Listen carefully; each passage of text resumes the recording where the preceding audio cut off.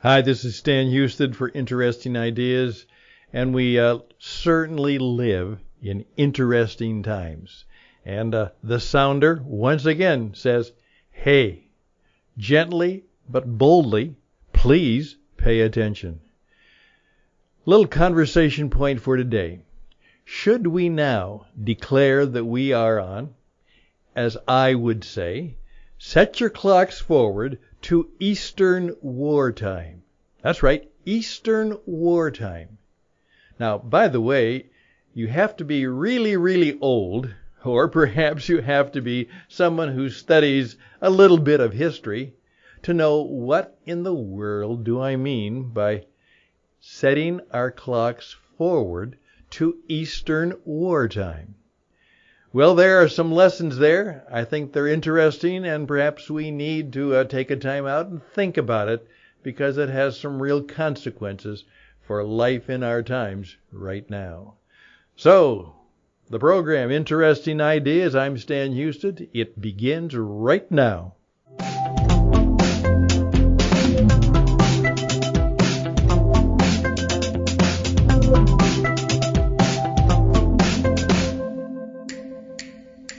My wife told me that this coming Sunday we're supposed to set our clocks ahead, that we're going to daylight savings time. Well, I always think that's kind of a stupid thing to do, but we do it pretty much everywhere except where we used to live, our home in Arizona. Now, Arizona was one of the few places, it may have been the only of the states, I'm not sure, but Arizona refused to go on daylight savings time. And so what was Mountain Standard Time became Mountain Daylight Time. But to make it confusing, Arizona was still on Mountain Standard Time, which was the same as Pacific Daylight Time. Are you confused? Of course you are. But that's what we did.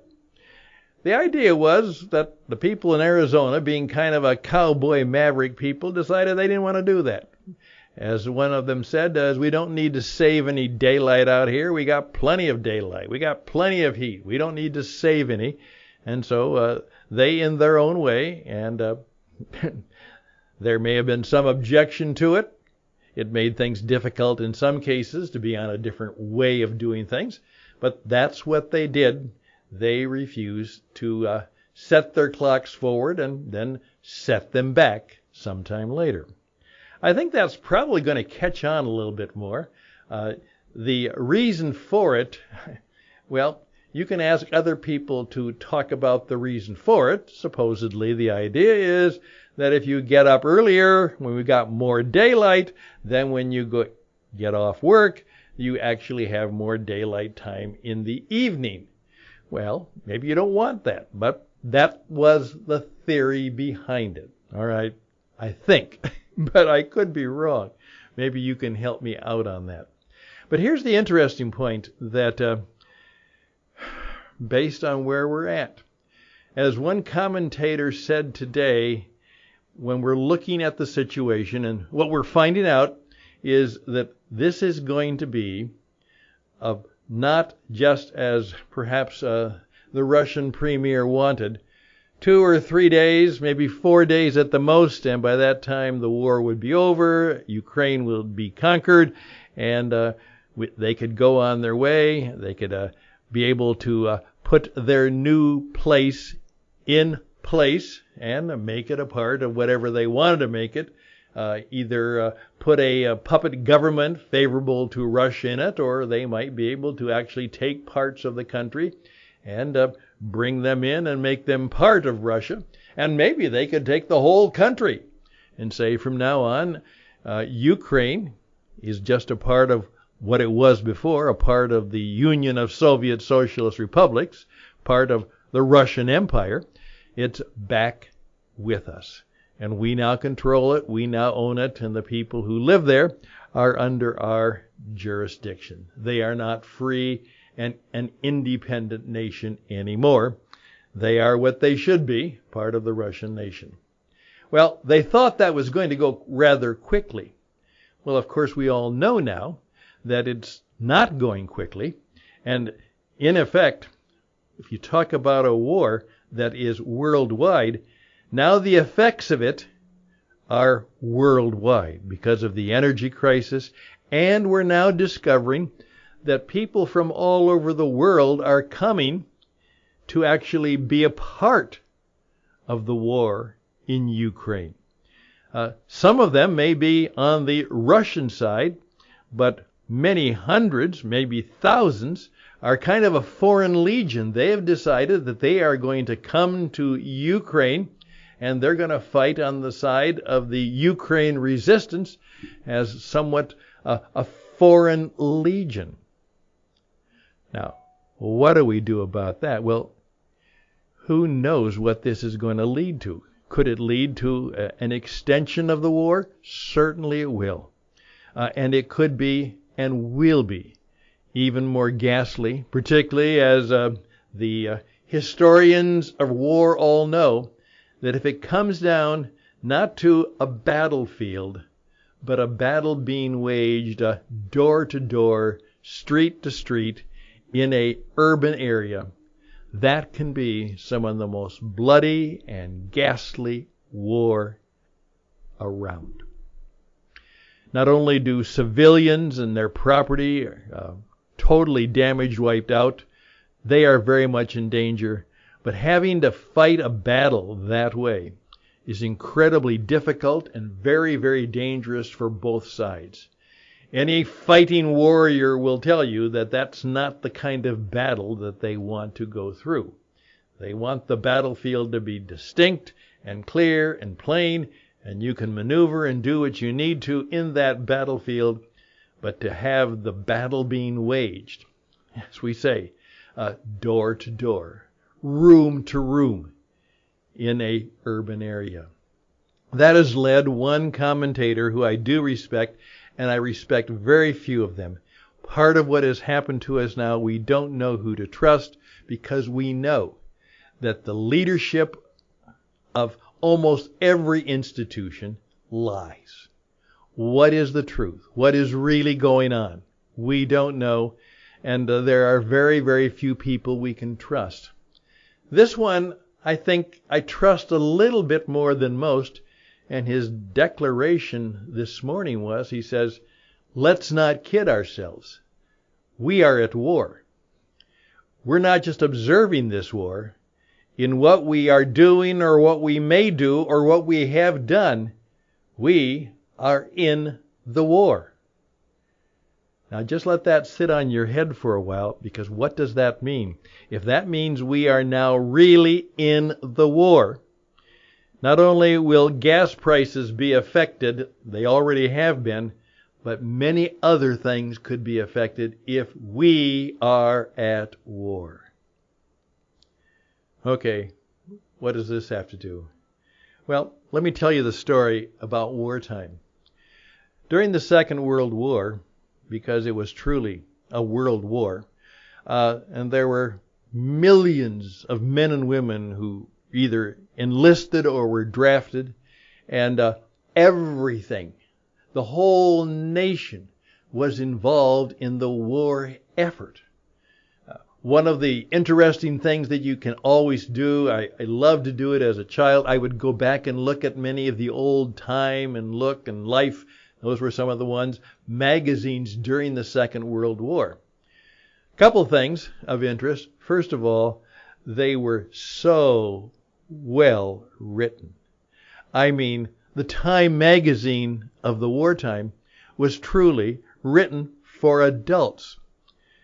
The print was not as big. The stories were far more detailed and thorough and setting incredible journalism standards.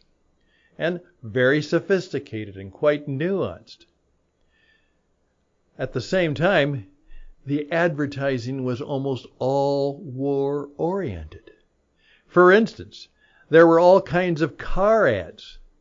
Well, you know why that was kind of funny? Because there were no new cars for sale.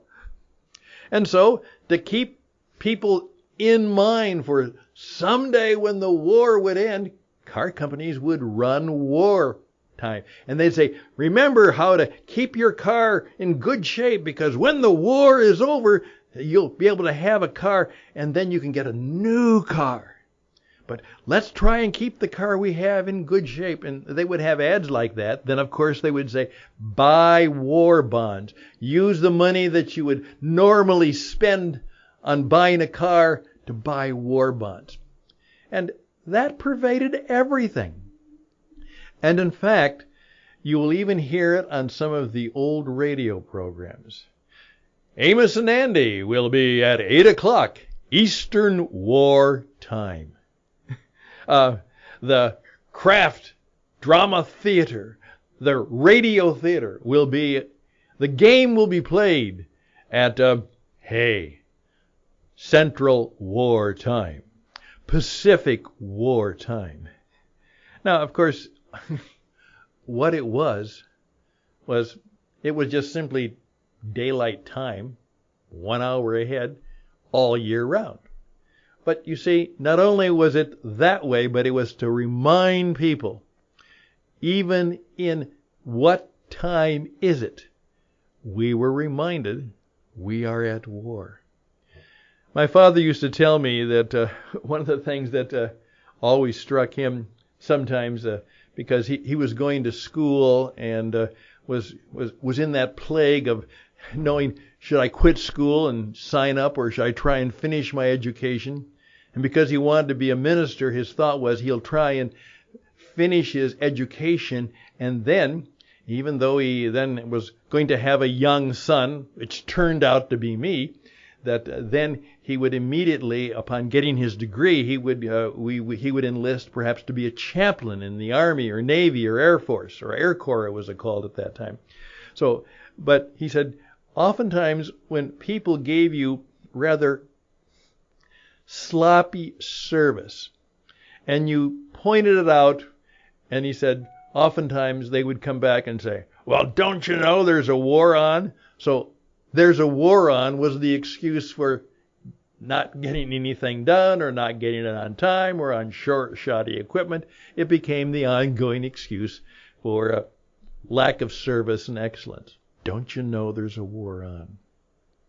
Well, I think you know where this is ending, because I'm just about done. Hey, what's going to happen to us? And how are we going to live? And if you'll give me just a few minutes to think about that, maybe I'll have a few ideas. I'm Stan Houston. This is Interesting Ideas. Lord bless us and keep us in these challenging times.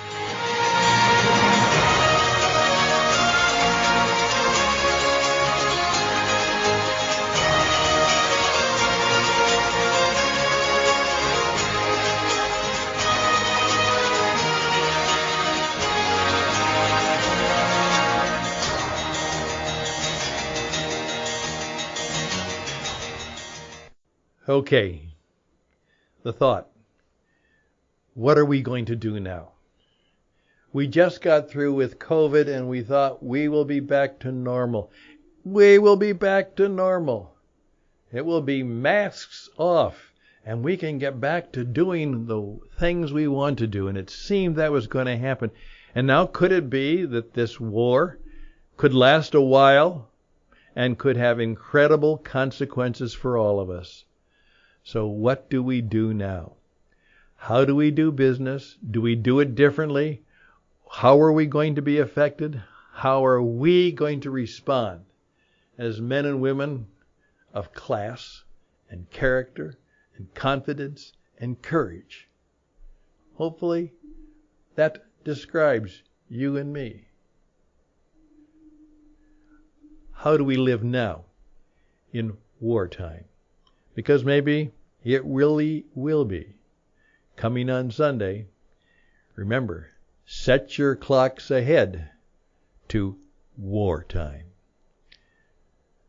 Stan Houston, these are interesting ideas. I'd love to hear from you. I'd love to have you respond. I would like you to join me in putting together the podcast that we think can make a difference in people's lives.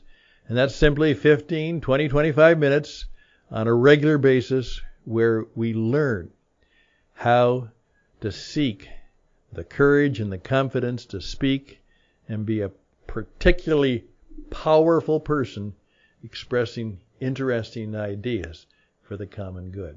Please reach out to me at stanhouston@gmail.com, stanhouston@gmail.com. And we don't know. We certainly don't know what the future holds. We thought it was going to be better, and maybe it's not. We do know who holds the future, and hopefully once again we're called upon for profound trust and obedience.